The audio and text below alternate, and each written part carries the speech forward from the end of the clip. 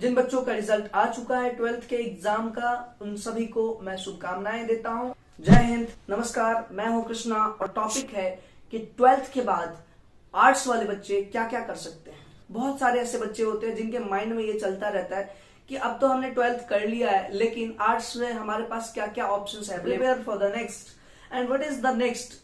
सो इसके लिए आपको अभी बैठ के डिसाइड करना होगा। अगर आपने अभी तक डिसाइड नहीं किया है तो उन्हें लगता रहता है कि आर्ट्स एक ऐसा फैकल्टी है जिसमें कंफर्ट जोन है, कंफर्ट ही कंफर्ट है।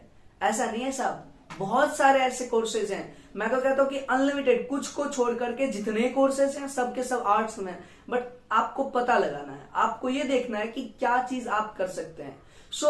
जिस चीज में आपको लगे कि आप कर सकते हैं, आपको उसके लिए तैयारी करना चाहिए। और 12th के बाद सबसे पहले आप आपके जो पसंदीदा सब्जेक्ट हैं उस सब्जेक्ट से आप क्या कीजिए, तो डिग्री कर लीजिए। जी हाँ, ग्रेजुएशन जिसको कहते हैं, आप उस सब्जेक्ट से ग्रेजुएशन क्लियर कीजिए।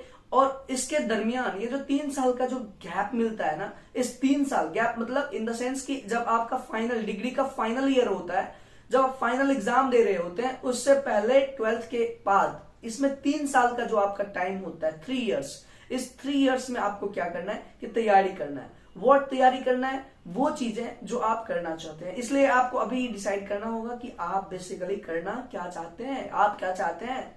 तो ये चीजें आप डिसाइड आज कर लीजिए कि आपको क्या करना है, कौन से कोर्सेज चुनना है, कौन से कोर्स में जाना है।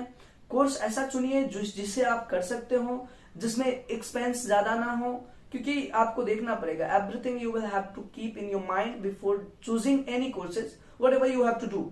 ओके, सो आपको ये चीजें ध्यान में रखना है कि आपने क्या करने हैं। अगर आपने ये चीजें डिसाइड कर लिया कि ये चीजें हमें करना है, पर्टिकुलर सब्जेक्ट करना है, कोर्सेज करना है, तो आप उस कोर्सेज के लिए सबसे पहले पूरे इंफॉर्मेशन को इकट्ठा कीजिए। जैसे मैं अगर बात करूं कि आपने बैंकिंग सेक्टर में जाना है, तो बैंकिंग सेक्टर में जाना है तो उसके लिए क्या क्या नीड है, आप ये चीजों को समझिए। आपने 12th कर लिया, फर्स्ट क्लास आपका आर्ट्स से आपने आपके रिजल्ट भी आए हैं, बोर्डिया में भर भर के मार्क्स भी दिए गए हैं, तो आपने 12th तो क्लियर कर लिया। अब आपको करना यह है कि आपने डिसाइड कर लिया कि भाई हमें तो बैंकिंग सेक्टर में जाना है। अब बैंकिंग सेक्टर में जाने के लिए सबसे पहले आप बैंकिंग का एग्जाम देंगे, तो उसके लिए आपका एलिजिबिलिटी क्राइटेरिया चाहिए। सो एलिजिबिलिटी क्राइटेरिया यह है कि आपके पास एक डिग्री होना चाहिए and that degree is graduation. So इस ग्रेजुएशन की तैयारी आप करना शुरू करेंगे अभी से। तो अभी से लेकर के जब फाइनल ईयर का एग्जाम देंगे तो 3 साल का आपको टाइम मिलेगा। इसी 3 साल के अंदर में आपको जो ग्रेजुएशन का तैयारी होगा उसी के साथ साथ आपको बैंकिंग का भी तैयारी एकदम दिलो जान से करना पड़ेगा। अक्सर बच्चों का ये चीजें दिमाग में चल रहा होता है कि सर ये तो इतना कंफर्ट जोन है कि पूछिए मत, हमने 12th में कुछ पढ़ाई नहीं करा फिर भी अच्छे मार्क्स से आ गए।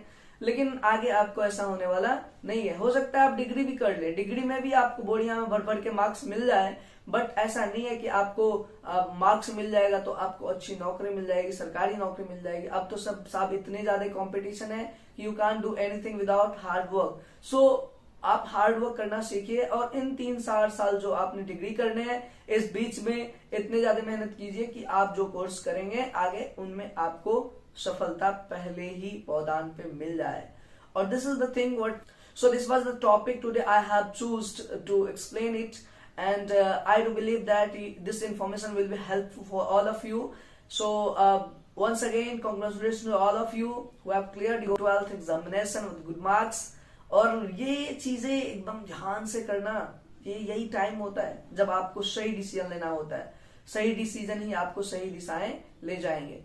तो कहीं ना कहीं ये चीजें, अगर आपने कुछ ऐसे कोर्सेज सुन लिए जिसमें कि आपको लग रहा है कि आप कैपेबल नहीं है और फिर आप जाके बाद में स्टक हो जाएंगे, तो ऐसा नहीं करना है। So you must have to choose that course with your competence, with your skills, with your time.